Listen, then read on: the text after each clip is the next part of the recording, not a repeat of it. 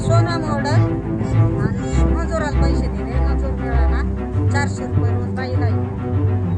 या कांद्याचं करायचं काय? मग सरकारला म्हणा घेऊन जा आणि त्याचा ज्यूस करून द्या.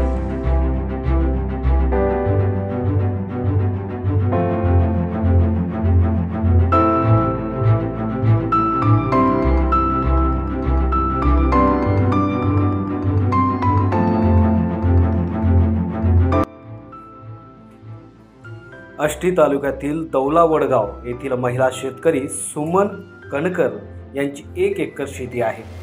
कांद्याला भाव चांगला मिळेल या आशेपोटी त्यांनी 2 तोळे सोनं 6 महिन्यापूर्वी मोडून कांदा लागवड करून फवारणी, कांदा काढणी हे देखील केलं.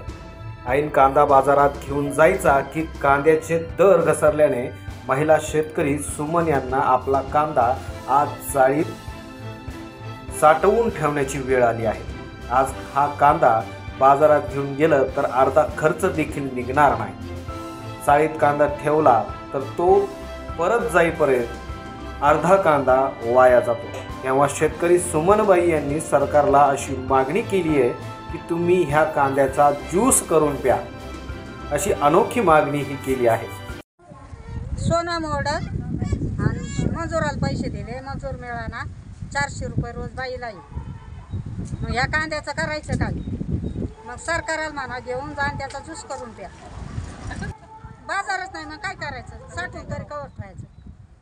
तर 1 एकरला 60,000 बाजार नाही, खर्च जाळीत साचून ठेवलाय कांदा, त्याला बाजार नाही.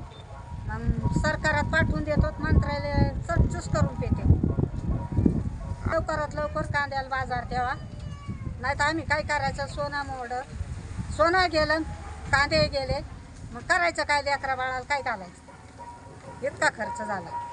यामुळे शेतकऱ्यांना आत्महत्या करण्याची वेळ येते, असे शेतकरी महिला स्वाती कणकर यांनी देखील सांगितले आहे.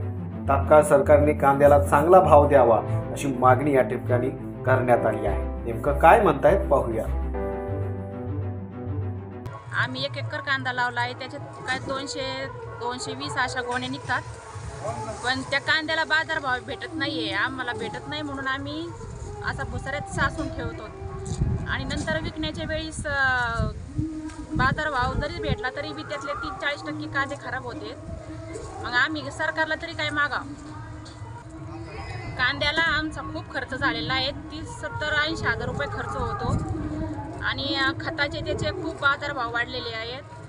आणि त्याला फवारणी ते वगैरे आणखी अनेक अडचणी येतात. शेतकरी यांनीच अडचणीत येऊ शकतात.